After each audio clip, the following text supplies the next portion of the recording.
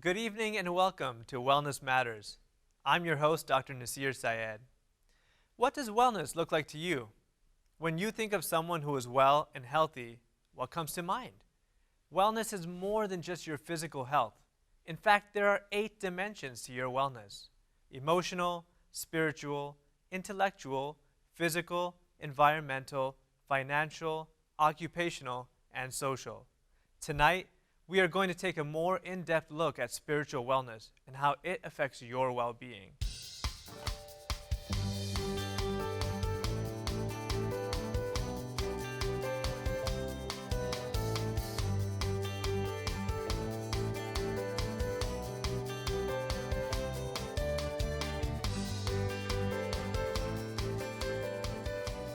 Thank you for joining us for this episode of Wellness Matters. In the studio with us tonight are Reverend Kevin Bacchus. He's the Director of Spiritual Care and Chaplaincy, East Central Region, IU Health Ball Memorial Hospital. We also have Dr. John Peterson, a family medicine doctor in Muncie, who also provides Maharishi Ayurveda consultation with his wife, Vicky. And joining us on Zoom is Saliha Taliferro, a counselor and therapist at Wellness Journey Counseling and Embodiment Services in Indianapolis. She is also a registered yoga instructor. Welcome to the show, everybody.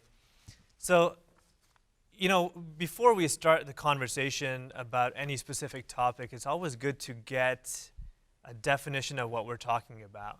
And I want to start with you, Kevin, in terms of what does spiritual wellness mean from your perspective?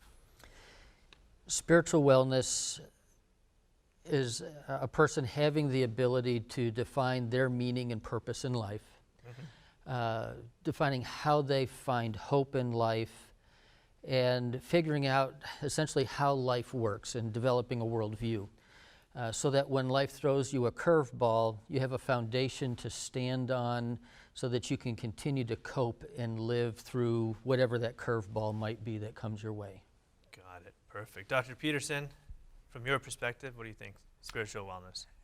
Yeah, as I'm talking with medical students and people at workshops, I always start out with asking the question, have you ever been so happy that you felt it on the level of the body? Interesting. And of course we all have. Sure. Those special moments when maybe your daughter got married, or your first child was delivered, or you're able to see grandma in a new light. Yep. Maybe the tears came to the eyes, or there are goosebumps or tingles up and down the spine. And it turns out that experience of happiness, and it's actually, we call it bliss, where happiness is felt on the level of the body, where the cells vibrate in bliss, is a critical experience in almost all of Eastern medicine. It's the source of healing.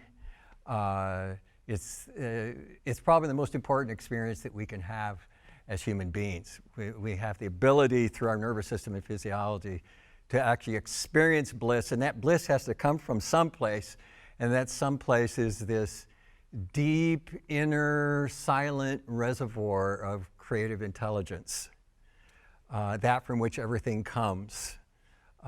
Physicists have described this as the unified field of creation. And to me, that embodies what we're talking about in terms of spirit. There's Sure. the inner light, the inner light that all religions talk about. Absolutely. Awesome. Saliha, what about you? From your perspective, what do you think spiritual wellness means? Yes, so spirituality means to me the connection with your inner being and for people that can look in as many different ways as it can. It can be a connection to a higher power. It could be a connection to Mother Nature. It could be connection to the elements, to energy. And it's a source of peace and joy, just like the doctor was just mentioning, that innermost joy and peace feeling that you may have within you. So, and it's all about connection. It's all about energy, purpose, and well-being. Absolutely. And in the definitions that you guys provided, I heard some aspects of religion and faith. And Kevin, being a pastor, I wanted to talk to you about this. when people think about spirituality, almost always they think this is religion. Are they intertwined? Can you be spiritual and not religious?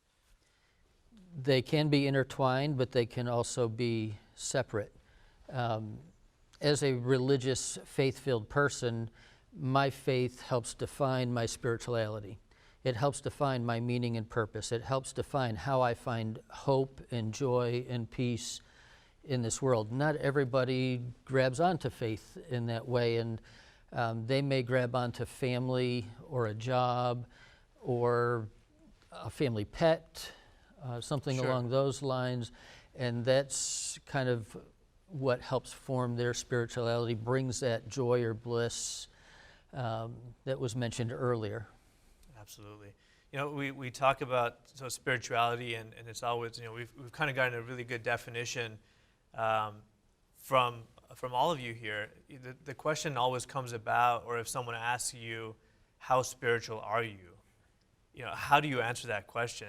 Dr. Peterson, we'll start with you. Is there a grading scale? Am I level 10 spirituality, or? Well, I think it's all spiritual. Yeah. I think that we're primarily spirit. There's the body, there's the mind, but the truth is that those are just discriminating points. Sure. There's really no difference. It's all a spiritual aspect. And what we do and how we think and how we operate throughout the day, our daily routines and our jobs and our work, to me are all spiritual exercises.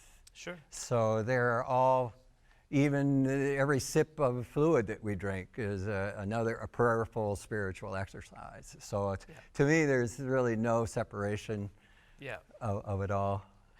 Kevin, you work in the hospital system as well too.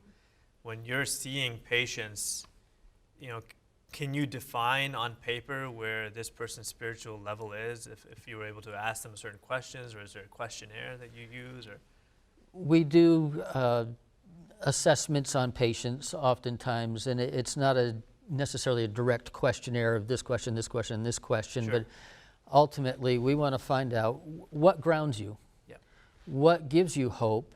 And almost everyone who comes in the hospital begins to question meaning and purpose, and essentially everyone's asking why. Why am I going through this? Why do I have to deal with this? And so where have you been in the past? What's your story? How have you developed meaning and purpose? How have you found hope? How have you found peace? Now, what do we have to do to tap into that at this moment?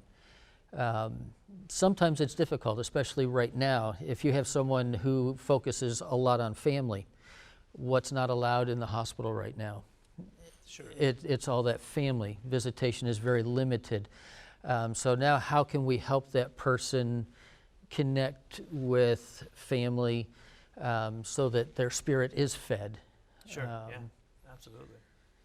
Saliha,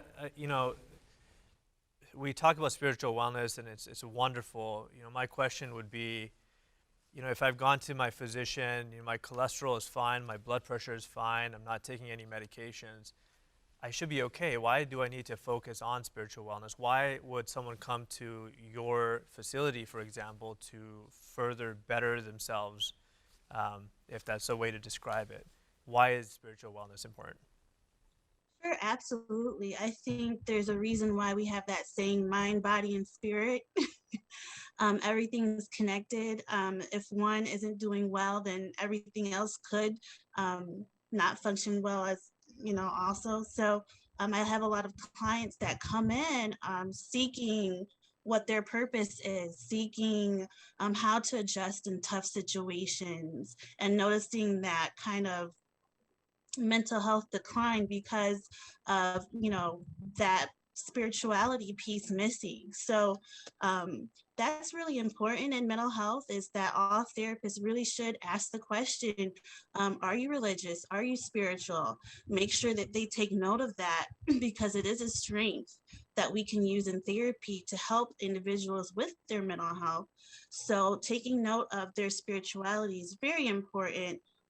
It can really impact someone's mental health and well-being. Absolutely. And, we've all heard the stories of patients in the hospital, for example, that the doctors have said there's no hope, everything, we can't do anymore. And, if you want to use the word miraculously, they recover completely because there's this will to survive.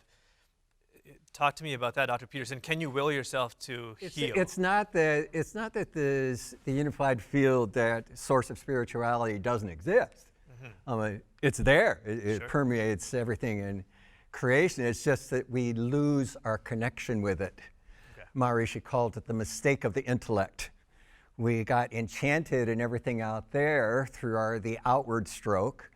We got worried because of our chest pain, our financial issues, our family, all these things. And what happens is then we disconnect or lose the memory of that wholeness value.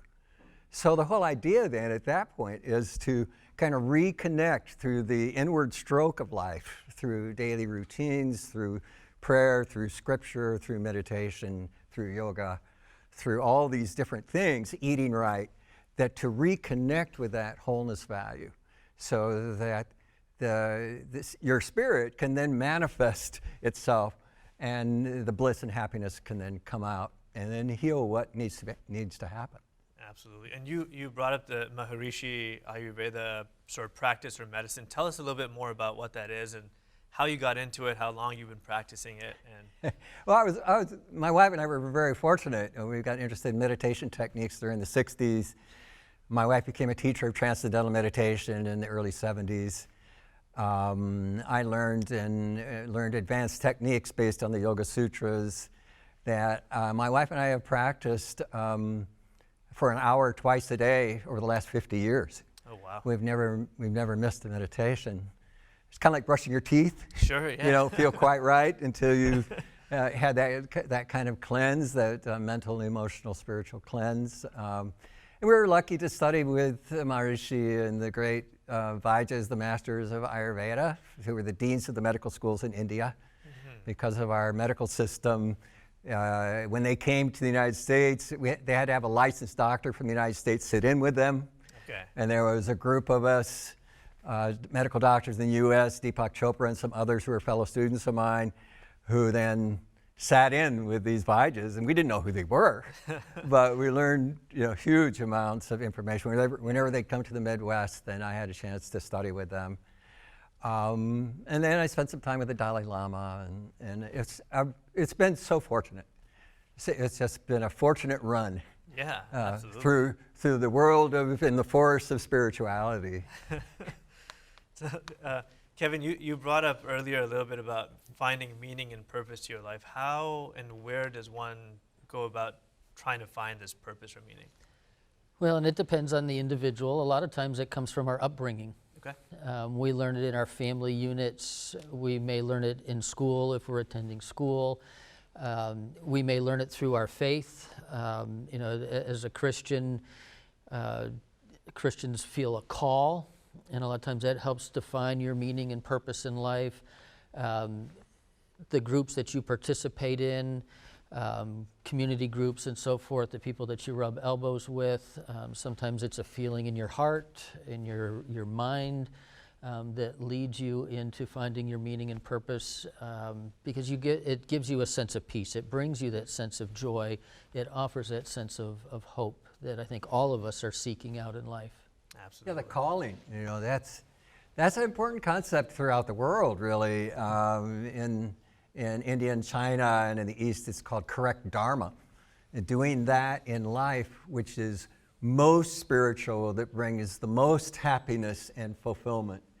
If you get up and look forward to doing what you're doing and you feel the bliss, you probably have correct dharma. Got it. And if you don't have that, then you should be looking someplace else. Yeah. Getting some counseling from Kevin, or something. Yeah. So that it's more correct for you. And there are ways to do that. Got it. So Leah, tell us about some of the therapies that you offer and how someone like Dr. Peterson just talked about trying to find that inner peace or that sense and purpose. How do the therapies that you provide help someone achieve that goal? Sure. So I offer EMDR therapy at my practice, and it's a therapy treatment that helps clients reprocess memories that have been stored in the brain. through adaptive information processing, and which brings unresolved experiences to an adaptive resolution. So I know that's a lot, but that's what EMDR is kind of in a nutshell. And so I offer that. I've been trained in that. I offer brain spotting, which actually comes from EMDR, but they use different techniques to also resolve unprocessed memory and unprocessed sensations, thoughts, and feelings. And last but not least, I do offer cognitive behavioral therapy as well. So discussing thoughts, feelings, and behaviors and how we can change those to have a better, fulfilled life. Awesome, perfect. Yeah, and it sounds like there's several avenues to try to bring oneself back to this sort of spirituality or this spiritual wellness that we're talking about. And of course, therapies are one way as well too. So that's good to know. Kevin, we were talking briefly yesterday about COVID, and of course, it's not gone yet. It's probably coming back, a second wave and third wave. You know, a lot of us looked at the COVID quarantining as sort of this punishment. You know, we can't go out and do the stuff that we wanted to, but you had flipped it on its back, and you brought up an interesting point of how we can use this as an opportunity. So tell us about that, the conversation that we had a little bit. Well, we live such busy lives, always on the go, running through the drive-through, picking up the next meal to get the kids to the next ball game or to the next meeting. Quarantining has caused us to kind of stop and begin to reflect and look, I think, within ourselves. What are my strengths? What are my hopes? And I'm seeing reports right now that about 40% of the American workforce is looking at changing its career or its job, which tells me that people have taken that time to really reflect and look at, you know, what is my purpose in life? There are people leaving the workforce so that they can be at home with children and things like that. So I think it's a good opportunity for us to say, hey, maybe we don't need to be so busy, and maybe spiritually this slowing down can be helpful to me. Absolutely. And it's good to know now, because I think you know, it's hard to predict, but we might get back into that same situation where we were before with the quarantining and the restrictions. And so, you know, for people thinking this is just a second wave of the same misery that I went through, really kind of think about it in a different perspective and take this time and opportunity to understand yourself better and what, you know, just like you said, just stop what you've been doing on autopilot and figure out why you're doing it and whether or not that's the right way forward. Yeah, it's the opportunity to reestablish the inward stroke. Yeah. And reconnect with that wholeness value. And my wife and I noticed that when we spent more time together. Our relationship got closer. Yeah. We could celebrate our, you know, our 50th wedding anniversary with more heart. More heart. Right.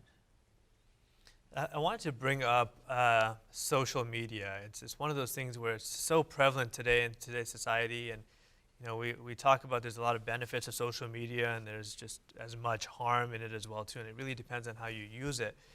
But you know, I was reading, there was a report out, I think early this year or last year, that talked about how we are one of the most disconnected societies despite the technological advancements. And so what are we seeing, Dr. Peterson, in terms of the effect on wellness or the spirituality as from, you know, the social media aspect? You're not necessarily connecting with the spiritual level of life on your phone.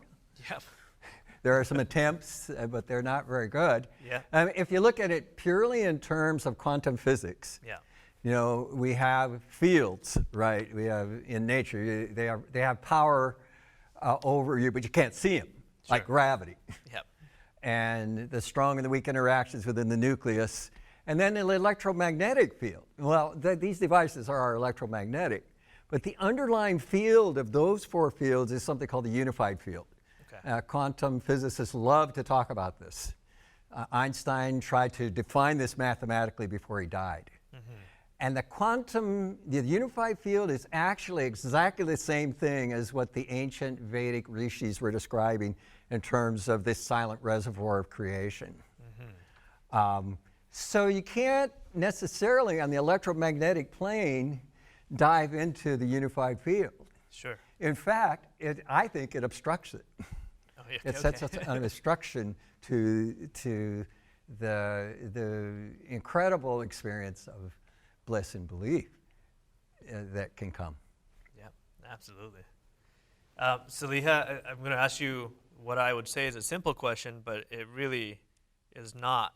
How do you relax? How does one go about relaxing? Because I think that's going to be important. You know, we talked about stopping, trying to figure out what you're doing, and getting to know yourself better. But how does one relax, and how does one make time in their daily schedule to relax? Oh, that's a good question. And I have a lot of people that struggle with that, especially if they call themselves type A and they're always on the go and everything has to be perfect. They really do struggle with relaxing. And that's often they come and see me for that as well. I think it starts with knowing with what you like to do. A lot of people struggle with that because in this society we are really overworked, and you know, if you have children, if you are a mom and you have a job, other things as well, you wear many hats, you volunteer, you don't have a lot of time to do relaxation. So first it's really knowing what you like to do and then figuring out where that time is. Often I do a lot of visualization stuff with them. We break out a calendar or a journal, going old school and not that, you know, phone technology that we were just talking about, but and actually visually seeing, okay, in the day, at 8 o'clock, I have to run the kids to their school or wherever they have to go. 9 o'clock, okay, I have a little bit of time here. Maybe I can go for a walk. Maybe I can go exercise, or I can go just, you know, mindfully do some yoga in my backyard, right? Or something like that. And so visually seeing where the time is helps people so that they can fit it in as well. But it really just varies from person to person. But you first have to know what it is you want to do or like to do. And a lot of people struggle with that. And then going from there too. And it varies. And we have a lot of different things we can do to help that person with that as well. So figuring out what they like to do Yeah, I and think doing it. in this society, it's sort of a badge of honor to be overworked and poor sleep habits, poor dietary habits. It's this badge of honor. We talk about it in different fields as well too. In the medical field, 80 hours a week and lack of sleep and no time for family. It's yes, we're doing what we're supposed to. Kevin, how do you relax? What would you suggest to people in terms of relaxation? Well, I enjoy music, and that really helps me relax, especially when I get into a worship setting.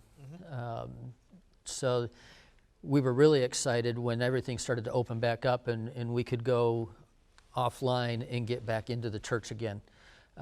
So prayer, meditation, worship are keys. Taking a walk, just being out in nature, spending time with family, volunteering, helping other people, having that service kind of mindset and helping someone else up as well. Perfect. Dr. Peterson, I mean, a lot of these things sound really good, and I think about it and it's like, well, I have to set time aside for going out for a walk, and that's going to stress me out because where do I find the time? I really like, Saliha, what you talked about is just putting that down on a calendar. But tell me maybe something simple that someone can do every day. I'm a big believer in the regular practice of meditation. I mean, it's something that I do twice a day. I like the meditation techniques that allow the mind to experience finer and finer levels of thinking and then to actually go beyond thought and beyond feeling. There are so many of these techniques that involve concentrating or contemplating or this and that, and that's not really experiencing the spiritual level and the underlying unified field of creation. So I'm a big promoter of regular meditation program, and we have a human nervous system that can actually do that. It's easy. My wife teaches transcendental meditation courses all the time, and it's easy to learn. But the regularity of practice is a critical piece, because then you really get the benefits, and then when you do, your effectiveness is so much better. Sure. That you can get twice as much done during the day. Yep. Because you're more clear, your physiology is more clean, and you're more bright and creative. So, why not spend the time? Sure, Why not invest the time so you can be 3 or 4 times better than you would be otherwise? Absolutely. It makes sense when you think about it. Too. If I could, I would love to add to that is like breath work. Is really important, not just in yoga, but in mental health. There's plenty of breathing exercises. There's guided imagery. There is muscle relaxation techniques, body scans. There's so many things we can do to relax, to meditate, to be more mindful and more present in the present. And for yoga, it's not just exercise. People think yoga is about exercise, it's about stretching. It's not. It's more so about mindfulness and transformation. So, and doing it regularly really gets people. Some of my students like to say after a yoga session, wow, I've had this kind of spiritual moment or experience. And it's like, yeah, that's great. That's awesome. It must be that you are doing it regularly and you're, more mindful and you're getting to that more higher level where you want to be. So there's so many things you can do. So just wanted to put that in there. Yeah, and I think, what I'm kind of getting out of this conversation too is you have to switch your priorities a little bit. We talked earlier, COVID's really, or has given us that opportunity to at least be able to pause and think about where we are in life, what we've been doing up to now, and how fruitful it's been, and what changes we can make. But truly, setting the time aside, making it a priority, and like Dr. Peterson, you said, it's an investment that truly you get a lot out of. This is a conversation, obviously, that is, within this confines of this show is just sort of an introduction, and I think it's something that we need to continue to talk about. Is there a website that people can go to learn more about some of the practices and the meditation that you do or the classes that you teach, Dr. Peterson? Transcendentalmeditation.org is one that Vicki uses, and then Indiana Ayurveda is our website for the Ayurvedic practice. Okay. Yeah. Kevin, and how can people get involved with the church if they want to go that route for spiritual wellness?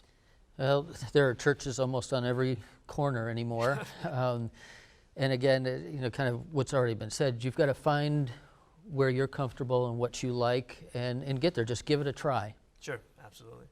And Celia, end us off with, if we want to engage ourselves in some of the therapies that you provide and try to further understand ourselves, where can we go to learn more about that? Yes, Wellness Journey Counseling, AES.com. Perfect. Well, thank you. I want to thank all our guests this evening, Kevin Bacchus, Dr. John Peterson, and Celia Taliaferro, for providing some great insight into spiritual wellness and how it can affect your life and overall wellness. You can find out more by visiting the Wellness Matters Facebook page or our website, ballstatepbs.org/wellness matters. Thank you for joining us, and if you have a health or wellness topic you would like to learn more about on Wellness Matters, please send us a message.